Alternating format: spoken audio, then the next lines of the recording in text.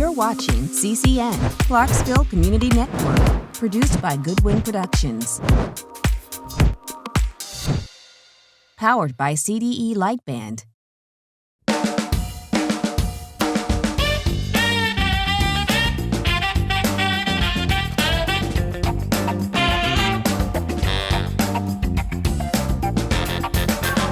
Thank you for joining us for Inside Second in Commerce, Clarksville, Montgomery County's Culture, Arts, and History magazine that is produced by the Customs House Museum and Cultural Center. I'm Shana Thornton, and I'm here today with the Clarksville Women's Club, the president, Patty Gabilondo, and the Communications and Public Relations Chair, Molly Larocco. Thank you for joining me today, and there's an article in this edition of Second in Commerce. It's out all over town now, so please pick up a copy that's written by Molly Larocco about the Clarksville Women's Club. So thank you both for joining me. And I think we'll just launch right into the history, if you don't mind, about the General Federation of Women's Club. Can you tell us a bit about it? Absolutely. Well, GFWC is the General Federation of Women's Clubs, and the Clarksville Women's Club is the official chartered chapter for this area. We're one of the largest international women's organizations, non-political, non-religious, but very active in our communities, where we think globally and try to apply our projects locally. The Clarksville history, we have a very rich history here in Clarksville with some phenomenal women, and it started back in the 1900s. There was, at that time in Clarksville history, there was no public library. Most of the libraries were privately owned by the attorneys, the physicians, and they would share amongst themselves. There was a small library in the courthouse, but in the 1900s, there was a fire, and that courthouse burned down. The books were saved by a lot of the wives of those professional men, and they restored them and cleaned them up, and then discovered, well, now we need a new home for these books. And that was really the start of the common mission, if you will, for the women here in Clarksville to come together. Right. I can't imagine not having a place to go and pick up a book.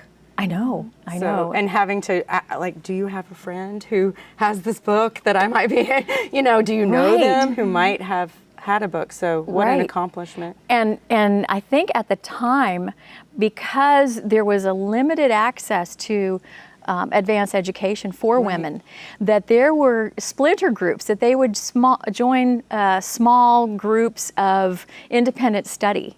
There was a Shakespeare club, there was an art study club, there was a Latin club. It was really kind of cool. Yeah. And so there was always this focus on literacy and education and a common purpose. Yeah, that's really beautiful. So the first president of the Clarksville Women's Club, can you tell us a little bit about her?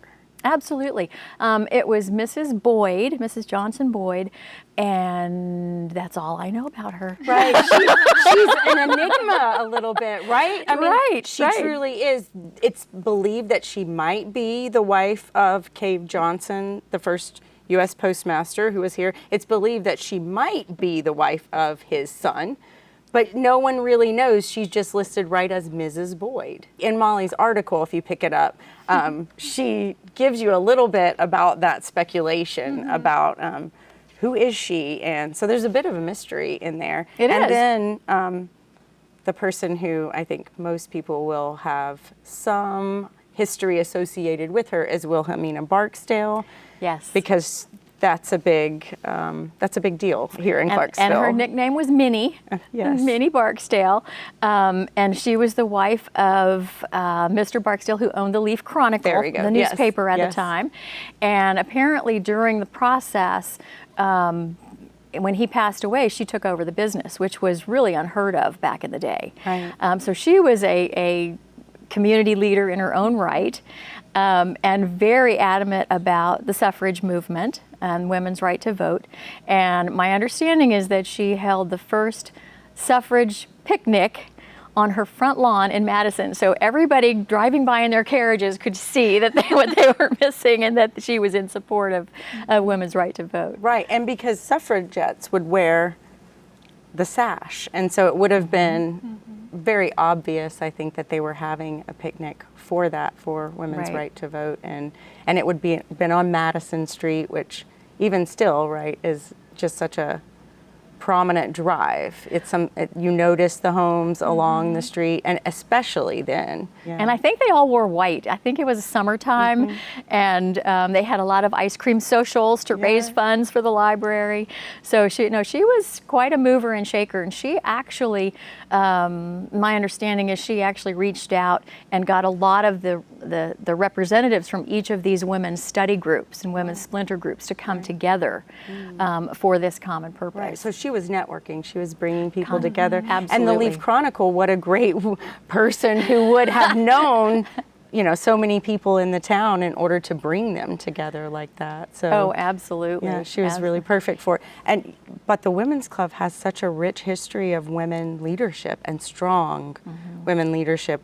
We had been talking previously about Brenda Runyon, and if you don't mind delving into one more story about a strong in the early woman leader. In the early 1900s, Brenda Runyon was the president of the Clarksville Federation, and she's at the time, again, women were not doing their own banking. They had to have money in their husband's name, and she started the first women's bank of Clarksville. So all of the employees were women. All of the accounts were for women, and the business was run by women. I just think that's phenomenal for that day and time. It was, and the first in the world, really. It was the first women's bank in the world, which is truly incredible. I read something that when they opened, they would give the people who came in to start an account a carnation to the women, and they would give a cigar to the men. Aww. And so I thought that was just cute, that they had something as a gift to say thank you for banking with us and thank you for supporting us. And it's hard, I think, for people now to imagine what that would be like. You mentioned not being able to open an account, not being able to have property in your own name, and owning property, owning a business, running a business. I'm sure she got a lot of pushback on that from the community as well as the employees. But the other part of GFWC that I love is the perseverance aspect, because it's a story of our founder, who was a journalist in New York City back in the 1800s, and she was making her own living, and she was a prominent journalist at that time, in a time where women weren't in professions, and the story is that she wanted to attend a Charles Dickens seminar, and was not allowed to attend because of her gender. And I think there's a history of women leaders getting perturbed about certain situations, for sure, and then finding ways and being persistent to work through those. Right, and there's nothing almost stronger than barring someone who feels that they have something to contribute to an organization and that their contribution is vital. Exactly, exactly. And that's part of the reason I think education in libraries and literacy is such a big component of our club currently. Yes. And it remains so all throughout GFWC. Right. I don't know if you're aware of this or not, but GFWC is also credited with establishing over 275 public libraries across the country. No, I was not Clarksville aware. is just one of the libraries that they were able to secure. And well, they had all these books. Let me go back to the 1900s. They had all these books. They didn't have a place to put them.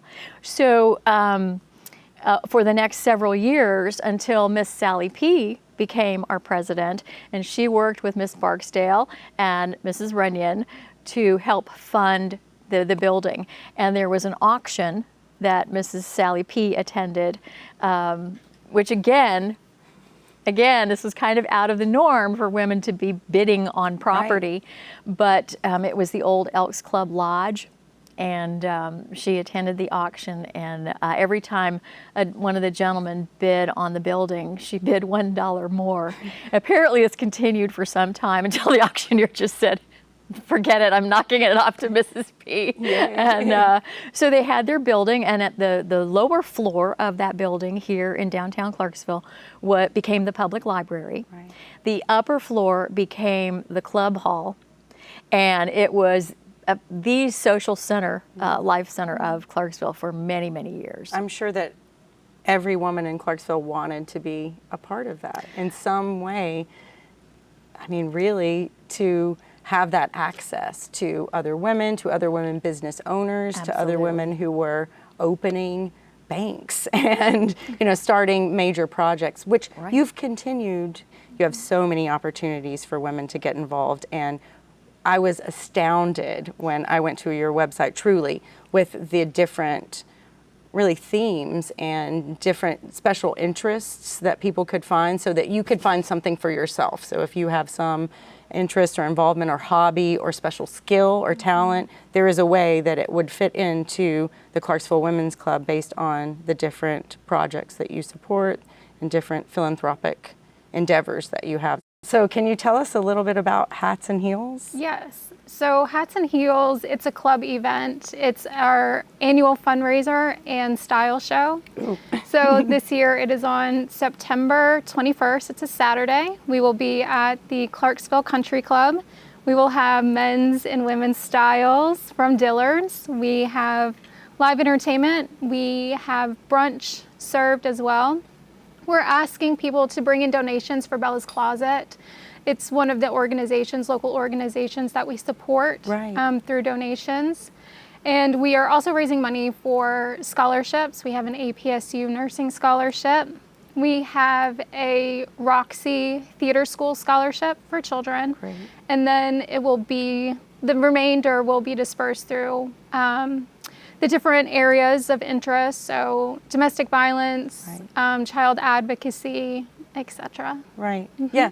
So why do you call it Hats and Heels? What's the... So it's based on the style show. Okay. So come dressed in your best hat and your heels, your Sunday best. Bring your girlfriends, your husbands. We have a Fancy. silent auction. Yeah, we have a silent auction, which the local community has generously donated baskets for us for the silent great. auction. Yeah, Right. and tickets, you can find tickets. They're on sale now at our website, gfwcclarksvillewomensclub.com. So check it out, everyone. Go get a ticket, put on your hat, put on some fancy heels, and join us. Yeah.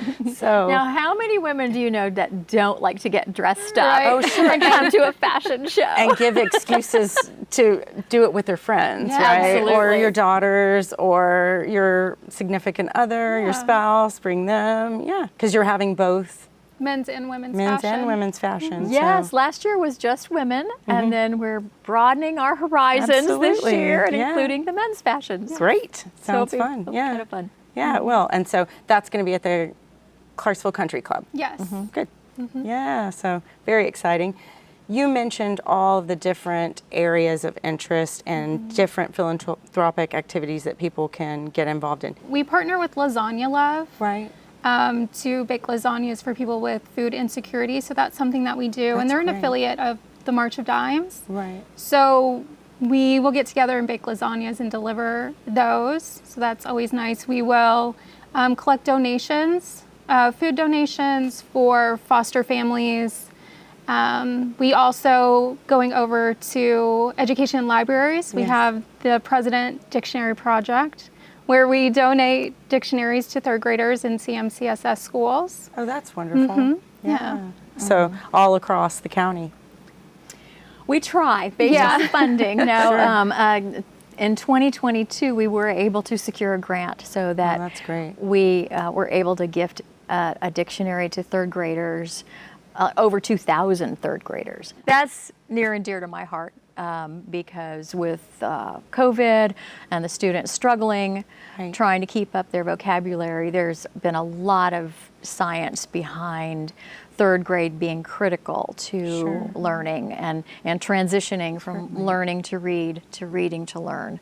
And so that was one of the projects that like I said, is near and dear to my heart. Just one of them. There are lots of them. Right, there are so many, and I think most Clarksville, Montgomery County citizens have been touched by the work of the Clarksville Women's Club. And if you've went into the library, then you certainly have in your history. But I think you are being affected in ways that you probably don't even know. And so I think that is a beautiful thing, that the gifts are filtering out through the community. I saw on your website where you're doing artwork. So that's part of our arts and culture. Okay. So we do painting classes. We had a painting class with See Tracy Betancourt. Betancourt, who's a blind artist, and she's local. So she came and taught a class where all the participants are blindfolded. So you're experiencing what it's like for her to paint just based on touch.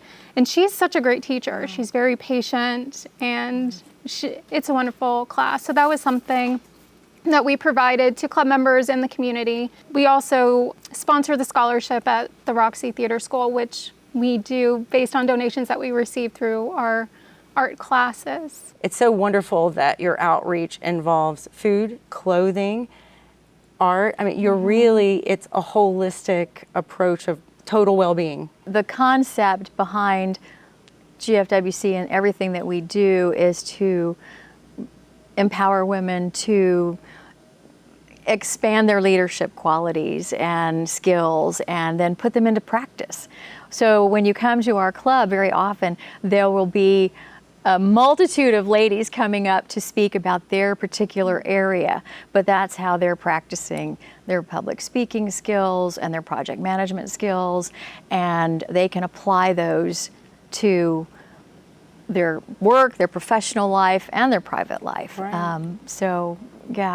And what you mentioned before about the impact that we have in the community, we try to keep track of all that information. It's very difficult. I bet. It's very difficult, especially, and there is such a thing as the ripple effect, where it's impossible to know just how many people we've impacted. Right. And I can tell you one of the touching stories about why the dictionary project is so important to me is I go in the classroom and I speak with the children, and we teach them how to use the book.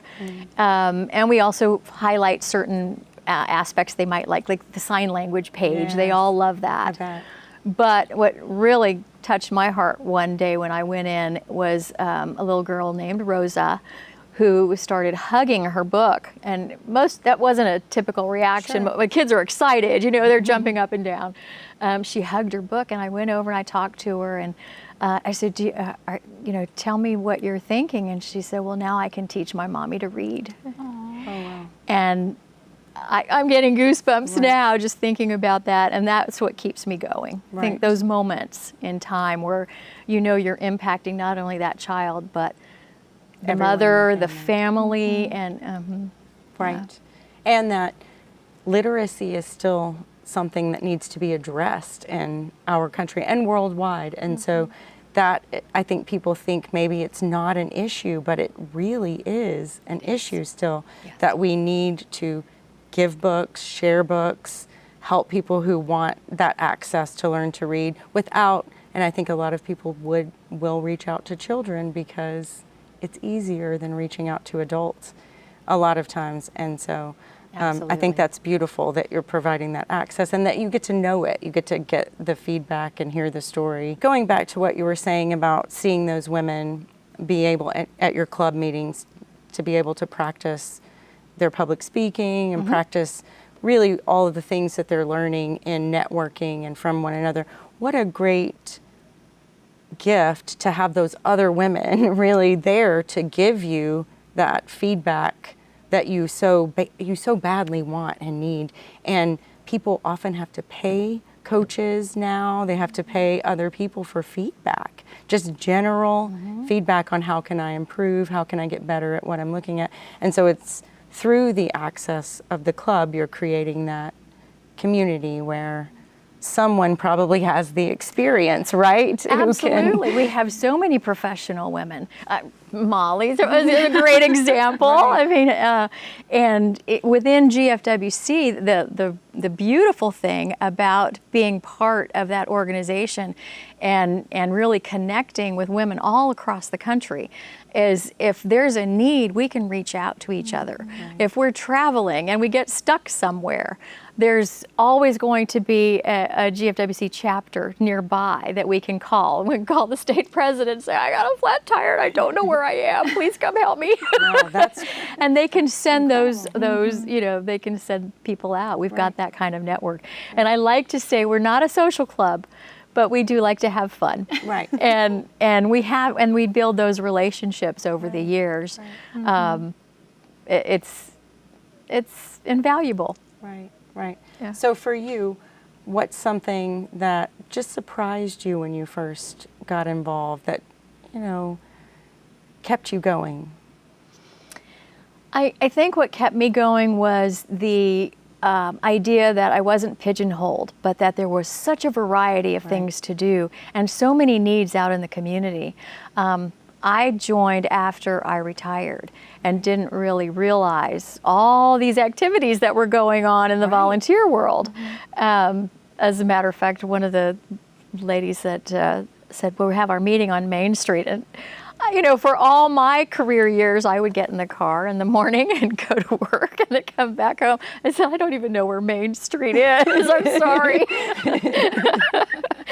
So, but it's just opened a whole new world of contacts. And when you're working on projects like the Hats and Heels, then you're starting to that outreach. You're working with business owners and you're working with other professionals in the community, and we're collaborating with them. We don't do everything by ourselves. We can't possibly do everything by ourselves, but we have health and wellness component, that we have a civic engagement component where we encourage everyone to be active in their legislation as it relates to women and children primarily, and as it is bipartisan. So tell us when you meet. We meet on the third Saturday of every month at 10:30 a.m. Right now we are holding our meeting at the First Presbyterian Church downtown in the Fellowship Hall on the side entrance. Anything you want to add that we haven't discussed? Oh, we're open to guests and members. We have a monthly ladies bunco evening, and you don't have to be a member to come and for fellowship and fun. But we do get a lot of our members from some of those fun things. Sure. We also have a book club monthly that is open to the public. And all of that information is on our website. And Molly also is our webmaster, so she does a fantastic job keeping up with all of those things. I have trouble with the dates, so I have to keep my calendar handy. The projects change every month. That's what's so lovely, is whoever is, say, for example, the health and wellness chair this year, she loves to play pickleball, and she loves to have yoga sessions. And the lady last year was more focused on the Alzheimer's Association, which is one of our partners, and we work with several corporate affiliates who help us meet our mission. Lasagna Love is one of them. Alzheimer's Association is another. Heifer International is a wonderful organization empowering women all over the world to impact their communities. So, and we have speakers that come in from those organizations at our meetings. Oh, wow. That's great too. Every once in a while, we're trying to keep that flow of information going. Yes, yes. And that access to the information. I think people like it when you can bring that to them, and a lot of times they don't have to scroll their phone and read it. So it is nice that at your meetings you are bringing that to them too. Exactly. So, I think we may be having a baby shower here, maybe in the next few months, to help raise funds for Hope Pregnancy Center. Oh, great! Yes. And then in August, this month, we'll be collecting items for the Humane Society. As I said before, I love GFWC because of the diversity of impact that we can have. So it's not just one single thing. It's as creative as we want to get, right? Yeah. Basically almost any interest someone could have, you have an area where they can fit right in and get to work and feel as if they're making an impact and also have fun because you've got these fun activities. Bella's Closet, you mentioned that organization. Can you tell people what that organization is about and how you're helping with them? So Bella's Closet is a organization that collects clothing, usually business clothing, maybe some formal wear for women who are getting back into the workforce and they may not have access to those business clothes that they need to advance in their career or go to an interview or things like that. Right. So you're taking those donations at Hats and Heels? At Hats and Heels, yeah, That's- and we're okay. donating them to Bella's Closet. So not only do you get to dress up, you come with bearing gifts for others if you can. Yeah. Yes. Yeah. Just gently used or new, preferably. Yes. Yeah. That holds so many people back that they're not willing to maybe say that they need that help with professional wear, with extra it's costly, incredibly costly.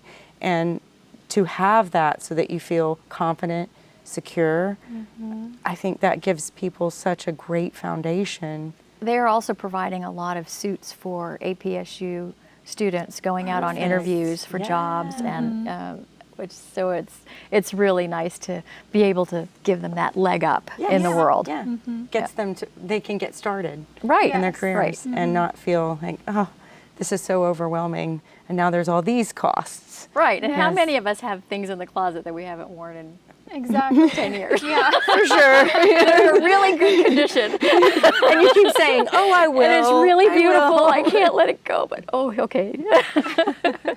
But honestly, you're not going to do it. No. So it's So just it's better. a perfect place to come and bring those things. And it's going to be one of those moments I always tell myself where someone sees it and it's, this is exactly what I needed and was looking for, and it's perfect for me. And so even though you don't get to see that, you can just imagine it and know that you're a part of it. So thank you both for joining me. Thank you. Thank you for being Thank here. you for having us. Yes. This was great. Thank you for watching today, and please check out the article that's in the newest edition of Second in Commerce that's written by Molly Larocco about the Clarksville Women's Club.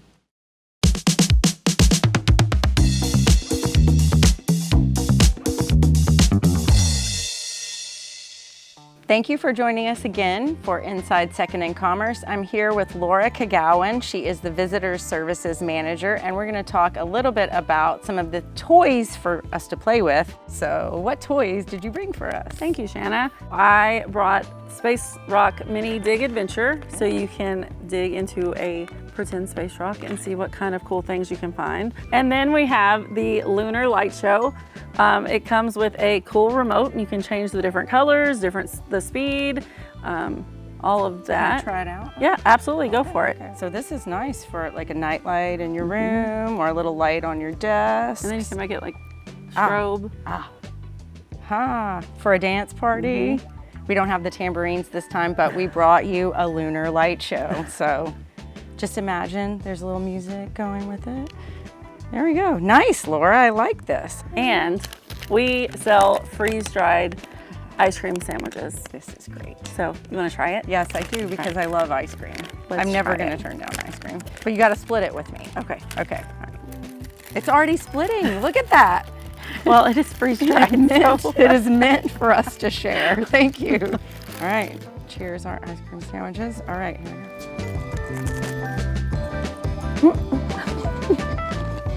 Tastes like crunchy vanilla ice cream.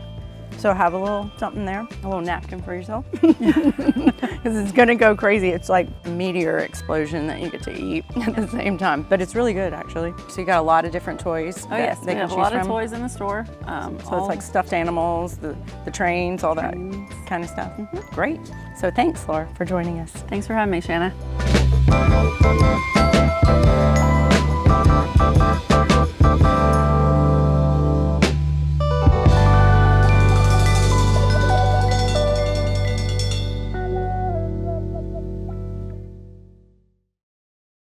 For current and exclusive content, subscribe to CDE Lightband, connecting you at the speed of light.